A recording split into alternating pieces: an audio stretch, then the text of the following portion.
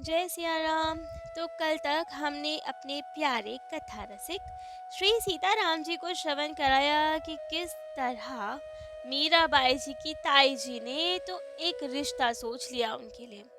अपने ही भतीजे, सगे भतीजे भोजराज जी का रिश्ता मीराबाई जी की माँ के समक्ष रखा।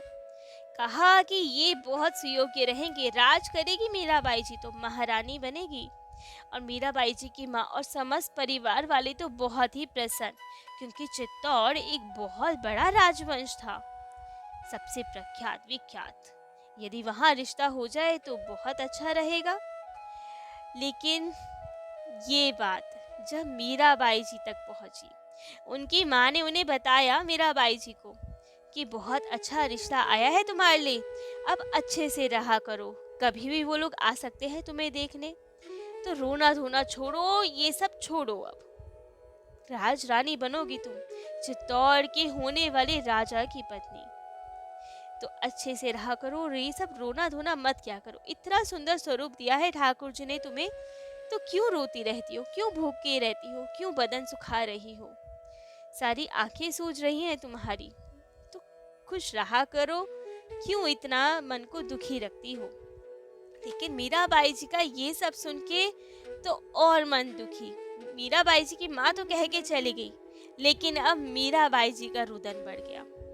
आई अपने ठाकुर जी के पास और बहुत रोई, सर पटक पटक के रोई, उनके चरणों में मस्तक रखा और कहा कि ये सब क्या है ठाकुर जी, आप मेरे पति हैं ना, या आप नहीं मानते हो मुझे अपनी पत्नी? एक ही तरफ का संबंध है, मैं आपको बींद बींद कह के पूरी सेवा करती हूँ, क्या आप मुझे बींदनी नहीं मानते हो अपनी? एक छोटा से छोटा निर्बल सा भी राजकुमार हो, क्षत्रिय हो, वे भी अपनी पत्नी के खिलाफ कोई आंख उठा के भी देखे तो बर्दाश्त नहीं करता। और यहाँ तो आपकी पत्नी के दूसरे विवाह की बात चल रही है, आप कैसे सहन कर पा रहे हैं? क्या मेरा विवाह होने देंगे किसी और के साथ? अपनी पींदनी का विवाह किसी और से होने देंगे? आप ऐसे ही चुपचाप रहेंगे? कहा कि आप इतना कर सकते हैं, लेकिन मैं नहीं सह सकती, प्राण त्याग दूंगी, लेकिन आपको छोड़कर किसी और के गले में जयमाल नहीं डालूंगी।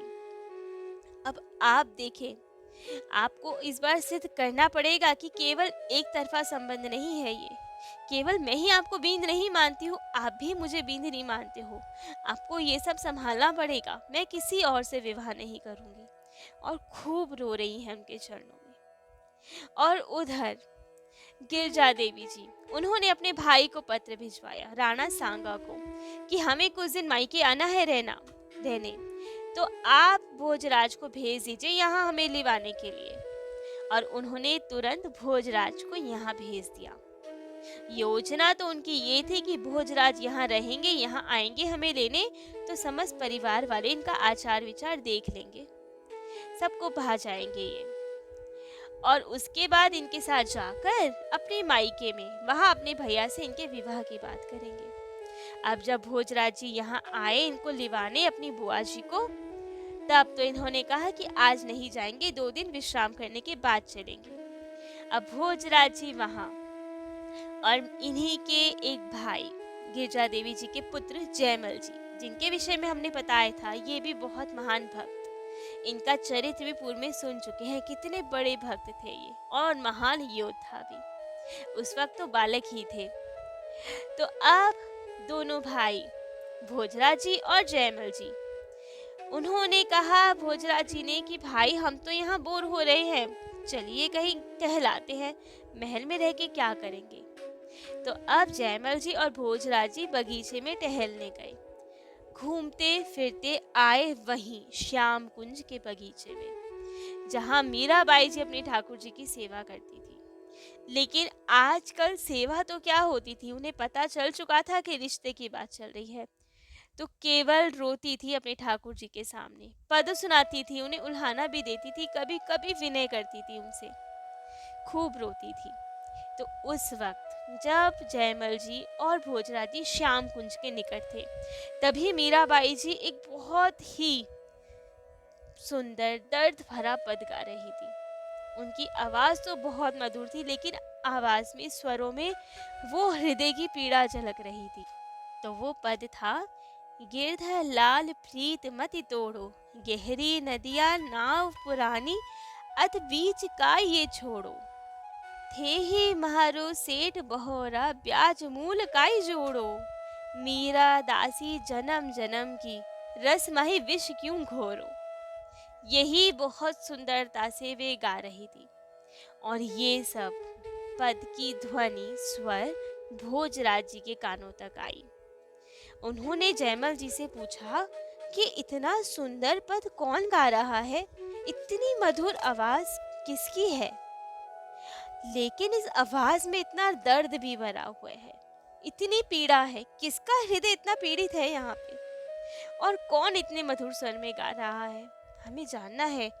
सुनते ही हृदय व्याकुल होता जा रहा है इतनी पीड़ा से। तो तब तो भोजराज जी ने को जयमल जी ने बताया, कहा, हमारी दीदी है, हमारी बड़ी बहन, हमारे चाचा की पुत्री मीराबाई साहब, वही है जो यहाँ पे हैं अपने गिरधर लाल के साथ श्याम कुंज में, वही उन्हें पद सुना रही हैं। श्याम कुंज क्या है? तब तो उन्होंने बताया कि मीराबाई जी बहुत बड़ी भक्ता है, ठाकुर जी ही उनके सर्वस्व हैं, और दादाजी ने इनकी भक्ति को देखकर ही यहाँ एक श्याम कुंज बनवाया है, जिससे कि उनका सुंदर मंदिर बने गिरधर लाल जी का, और वे यहाँ पे आराम से उनकी सेवा कर सके। क्योंकि रनिवास में कभी शोर होता है, कभी विघ्न पड़ता है, यहाँ एकांत में बहुत प्रेम से वे ठाकुर जी की सेवा करती है। कभी उनके लिए पद गायन करती है, कभी भोग बनाती है, कभी पोशाक बनाती है, कभी जप करती है, तो खूब आनंद से कभी कीर्तन करती है। परंतु आजकल मीराबाई जी का हृदय बहुत पीड़ित है, इसलिए ही उनके स्वर में इतनी पीड़ा झलक रही है। पीड़ित है? भोजराज जी ने पूछा कि इतना पीड़ित क्यों है उनका हृदय, ऐसा क्या हो गया है जो वे इतनी व्याकुल है कि उनकी पीड़ा हमारे हृदय तक भी आ रही है उनके पदों से। तब तो जयमल जी ने सब बताया, कहा कि हम घर के सबसे छोटे तो हैं, परंतु हमने माँ, पिताजी, काका, काकी सबकी वार्तालाप सुनी, और हमें पता चला कि आपका और मीराबाई सा का रिश्ता होने वाला है, आपका विवाह होने वाला है मीराबाई सा से, इसलिए ही आपको यहाँ बुलाया गया है, इसलिए ही हमारी माँ आपके साथ ननिहाल जाने वाली है, जिससे वहाँ आपके रिश्ते की बात कर सके। तो भोजराज ने कहा, अच्छा, हमें तो ये सब नहीं ज्ञात था, परंतु अगर ऐसा भी है तो इसमें इतना दुखी होने वाली क्या बात है। तब उन्होंने कहा कि आप समझ नहीं पाएंगे कि इतने दुखी होने वाली क्या बात है। भोजराज ने कहा, नहीं नहीं, आप समझाएं तो अवश्य कोशिश करेंगे हम समझने की। तब तो जयमल जी तो वैसे ही मीराबाई जी के भक्ति के साथी थे, खूब भक्त हृदय थे, मीराबाई जी के भावों को समझते थे, छोटे थे लेकिन भाई का पूरा दायित्व निभाते थे। तो अब उन्होंने मीराबाई जी का सब स्थिति भोजराज जी को समझाई, बताया कि मीराबाई जी के प्राणेश्वर हैं गिरधर लाल जी, गिरधर लाल जी को ही वे अपना पति मानती हैं बालपन से, 5 वर्ष की आयु से, जब उनकी माँ ने उन्हें बारात देके कह दिया था कि गिरधर लाल तुम्हारे वर हैं, तो ये बात इनके हृदय पे ही छप गई, और तब से ये गिरधर लाल की पत्नी है, इसी भाव में ही रहती हैं।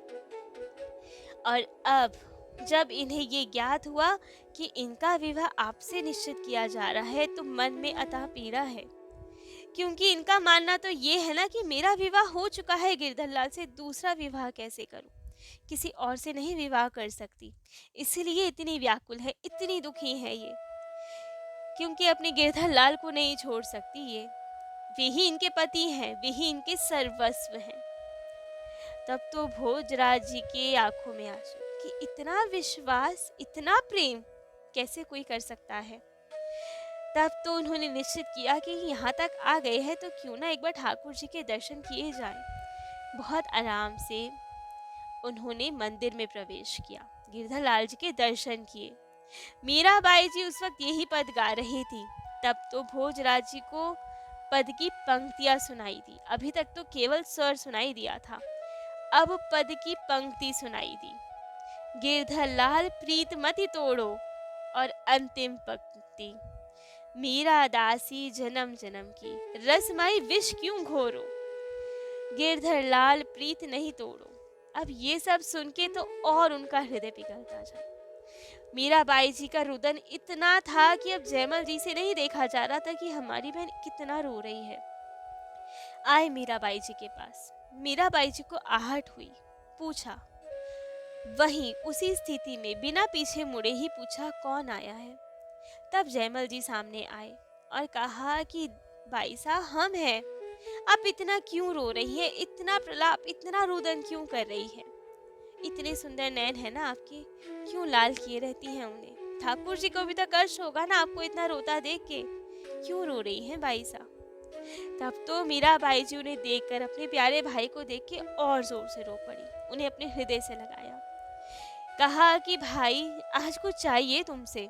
आज तक मैंने कुछ नहीं मांगा ना तुमसे, ना राखी पे, ना भाई दूज पे, किसी पे कुछ नहीं मांगा। आज कुछ चाहिए, दोगे तुम मुझे। तब तो जयमल जी ने कहा, अवश्य भाई साहब, जो आप कहेंगे वो दूंगा। प्राण तक न्यौछावर है आपके लिए, आप रोइए नहीं बस। आप तो हंसती गिरधर लाल जी के भजन गाती भी अच्छी लगती है ना, रोते हुए नहीं। आप मांगिए, आपको क्या चाहिए। तब तो मीराबाई जी ने कहा कि भाई साहब, जो आपकी ये कटार है ना कमर में बंधी है, आज उपकार कर दो अपनी भाई साहब पे, इस कटार से मेरा गला काट दो, मेरे प्राणांत कर दो, मुझे मेरे ठाकुर जी के पास भेज दो। ये जीवन अब नहीं जिया जाएगा मुझसे। ठाकुर जी के सिवा किसी और की नहीं हो सकती, मैं किसी से विवाह नहीं कर सकती। इससे अच्छा तो यही है कि मैं मर जाऊं। विवाह नहीं कर सकती किसी से, मेरा विवाह तो हो चुका है, अब किसी और को नहीं वर सकती। तो यदि मैं ही नहीं रहूंगी तो ही ये बात खत्म होगी, अन्यथा और कोई रास्ता नहीं है। तो आज अपनी बाई साहब पे उपकार कर दो, आज मुझे मृत्यु दे दो, यही बहुत बड़ा उपकार होगा। अब ये सुनकर कोई भाई कैसे ही सुन सके ये सब। तो ये सब सुन के तो अब जयमल जी रो पड़े। मीराबाई जी को अपने हृदय से लगा लिया और कहा, भाई साहब ये कैसी बात कर रहे हैं आप। सब दे सकता हूँ, अपने प्राण दे सकता हूँ, आपके प्राण कैसे ले लूं। आज आपकी बात नहीं मान सकता। पहली बार आपने मुझसे कुछ मांगा ना, लेकिन वो वचन पूरा नहीं कर सकता मैं। तो वचन ही नहीं पूरा कर सकता तो आपको दुखी देखने से पहले कि आप विवाह करके दुखी हो या अपना प्राणांत करने की सोचे, उससे अच्छा, उससे पहले तो आपका ये भाई ही मर जाए। पहले अपने प्राण ले लूं मैं, पहले मैं ही मर जाऊं, वो ही उत्तम होगा। लेकिन अपनी बाईसा को ऐसे नहीं देख सकता मैं। दोनों भाई बहन बहुत रो रहे हैं गले लगकर, दोनों के मन में अपार पीड़ा। ये सब दूर खड़े भोजराज जी देख रहे हैं कि कितना प्रेम है मीराबाई जी को गिरधरलाल से, क्या भाव है उनके। और भोजराज जी को कितना प्रेम है अपनी बहन से, अपनी बाईसा से। दोनों की भक्ति की स्थिति, दोनों की भाव स्थिति देख रहे हैं और बहुत भावुक हो गए। इतने में उन्होंने आवाज दी, देवी आप चिंता ना करें। अब तो मीराबाई जी ने सुना कि यहाँ कोई और भी है, तो जयमल जी से पूछा, कौन है। तब तो उन्होंने अपना परिचय दिया, मैं चित्तौड़ का राजकुमार भोजराज। अब तो मीराबाई जी सहम गई, साइड में खड़ी हो गई, घूंघट काट लिया। भोजराज जी ने समझाया, उन्होंने कहा कि देवी आप चिंता ना करें, मैंने सब सुन लिया है, आपकी पूरी भाव स्थिति जानता हूँ मैं ही अपराधी हूँ, मेरे कारण इतना दुख भोग रहे हैं आप दोनों। वहाँ भाई अपनी जान देने को तैयार है, यहाँ बहन अपनी जान देने को तैयार है। आप दोनों तो जीवित रहें, पापी तो मैं ही हूं ना, मेरे कारण सब हो रहा है। प्राण अंत तो मेरे होने चाहिए, मृत्यु तो मुझे आनी चाहिए, जो मेरे कारण ये सब हुआ। लेकिन कहा कि देवी मेरे मरने से भी तो कुछ नहीं होगा। यदि मेरे मरने से आपका दुख सदा के लिए खत्म हो जाए तो अभी, ठाकुर जी की सौगंध, अभी प्राण त्याग दूं। लेकिन मेरे मरने से तो कुछ नहीं होगा ना। राठौर वंश में तो कितने ही और राजकुमार हैं, किसी और से आपका विवाह कर दिया जाएगा। आप इतने अच्छे हैं, कोई भी आपसे विवाह करने को तैयार हो जाएगा। मेरे मरने से कुछ नहीं हो पाएगा। लेकिन यदि आप मुझसे विवाह करें तो ठाकुर जी की सौगंध खा के एक प्रतिज्ञा लूंगा, जिससे आपको आजीवन कोई कष्ट नहीं होगा। प्रतिज्ञा लेता हूँ, सदा सुखी रखूंगा आपको, पति वाला कोई संबंध नहीं रखूंगा आपसे। आप तो एक देवी के स्वरूप में ही है मेरे लिए। जैसे कोई माता जानकी की सेवा करे, राधा रानी की सेवा करे, उनके भक्त राधा माधव की सेवा करे, उसी भांति एक भक्त बनकर मैं मीराबाई और कृष्ण जी की सेवा करूंगा। जैसे कोई राधा कृष्ण की सेवा करे, मेरे लिए तो मीरा कृष्ण ही है सेव्य अब से। तो ऐसे ही सेवा करूंगा आपकी, कभी कोई कष्ट नहीं होने दूंगा। उन्होंने कहा कि मैं समझ चुका हूँ आप क्या पद गा रहे थे, पूरा अर्थ मुझे पता चल गया है। आपने कहा ना, रस में विष काई घोरो। मैं समझ चुका हूँ रस कौन है, विष कौन है। आपके गिरधर लाल ही आपके रस है और मैं विष हूँ। लेकिन कभी विष बन के आपके जीवन में नहीं घुलूंगा। आपकी रस माधुरी में कमी नहीं आएगी। आप जैसे आज ठाकुर जी की सेवा करती हैं, उनसे भाव, उनसे प्रीति करती हैं, वैसे ही सदा कर पाएंगी। मैं उसमें सहयोग ही करूंगा, कभी बाधा नहीं बनूंगा। आपके सानिध्य से तो मेरे हृदय में भी भक्ति का उदय हो जाएगा। इतना कह के ही अब वो प्रेम विह्वल हो गए और जयमल जी भोजराज जी को लेके वहां से चले गए। यहाँ मीराबाई जी अत्यंत दुखी ठाकुर जी के चरणों में खूब रो रही हैं। उनसे कह रही है कि क्या ये सत्य हो सकता है? क्या कोई इतनी बड़ी प्रतिज्ञा ले सकता है? क्या ये उस प्रतिज्ञा का निर्वाह कर सकते हैं? क्या आपने इन्हें भेजा है? मैं क्या करूं? आपको छोड़कर कुछ नहीं सूझता मुझे। कोई नहीं चाहिए मुझे, केवल आप चाहिए। क्यों मेरे जीवन में किसी और को भेजना चाहते हैं? क्या करूं मैं? कैसे निर्वाह होगा? क्या ये प्रतिज्ञा पूरी करेंगे? क्या आप यही चाहते हो? तो अब ये सब प्रश्नों के उत्तर में तो कृष्ण जी ने अपनी कंठमाला गिरा दी। मीराबाई जी समझ गई कि ये क्या चाह रहे हैं। ये प्रतिज्ञा का निर्वाह कर सकते हैं, ये बताना चाह रहे हैं, लेकिन फिर भी मन में भय, कैसे किसी और का वर्णन कर लूं? क्या करूं? मेरे पति तो ये है ना, कैसे किसी और को मैं पति रूप में स्वीकार करूं? तो अब होता क्या है, मीराबाई जी का क्या निर्णय रहता है? उनकी ताई जी तो भोजराज जी को लेके अब अपने मायके चली गई। वहां जाते ही अपने भाई से मीराबाई जी के संबंध में, उनके रिश्ते की बात की। अपने भाई को बताया, मीराबाई जी सर्वगुण संपन्न है, बहुत सुंदर है, सब कला में प्रवीण भी है। बस एक बात है जो मैं छुपाना नहीं चाहती आपसे। वो बात है कि मीराबाई जी एक महान भक्ता हैं, भक्त हृदय हैं। तब तो राणा सांगा ने कहा कि ये कोई अवगुण तो नहीं जो तुम ऐसे बता रही हो।